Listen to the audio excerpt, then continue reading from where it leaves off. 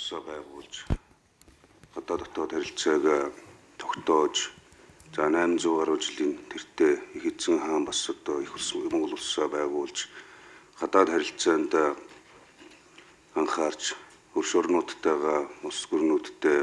гадаад харилцаа худалдаа эдийн засгийн үйл ажиллагаагаа өргөжүүлэх бодлогыг баримталж ирсэн тэр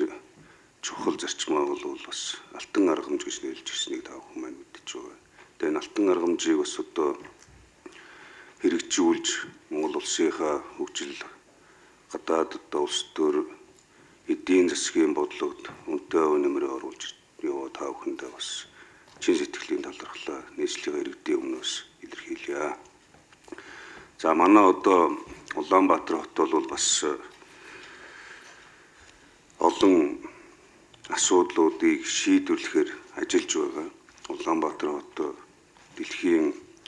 одоо бас 40 гаруй хотуудтай ах トゥ эгч дүүгийн харилцаатай ажиллаж тэр ажилд бас та бүхэн маань дэм тусуулж ажиллаж явдгийг бүгдээрээ бас маш сайн ойлгож талархаж явдгаа энэ даршуунд бас илэрхийлье. Улаанбаатар хотын одоо өмнө тулгамдж байгаа олон асуудлууд байна. Иргэдээ ая тухтай ажиллаж амьдрах орчин нөхцөлийг бүрдүүлэх, за шаардлагатай төсөл хөтөлбөрүүдийг хэрэгжүүлэх, богино хугацаанд хотын өмнө тулгамдж байгаа гол хэдэн асуудлуудыг шийдвэрлэх замаар эдийн засгийн чадвартай, за мөн одоо бүс нутагтаа төдийгүй олон улсад өрсөлдөх чадвартай юм хот болох зорилтыг тавин ажиллаж байгаа. Энэ зорилтын хүрээнд бол бас хүн төвтэй бодлого, орчин төвтэй шийдэл, төлөвлөлт төвтэй хөгжил гэж одоо бидний өдөр тутмын үйл ажиллагааг чиглүүлж ажиллаж байгаа гурван одоо бас үндсэн чиглэл байна. Хүндээ хөрөнгө оруулалт хийх, хүнийхээ хөгжилд илүү онцгой анхаарах, эрүүл боловсролтой, чадвартай иргэнийг бий болгох, за мөн одоо төрийн албыг илүү чадваржуулж, хариуцлагажуулах,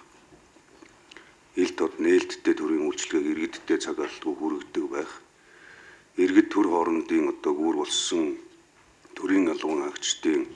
чадварыг бэхжүүлэх, төрийг төлөөлж иргэдтэй үйлчилж байгаа төрийн албан хаагчдыг бас илүү ажилдаа эзэн байх боломжийг бүрдүүлэх,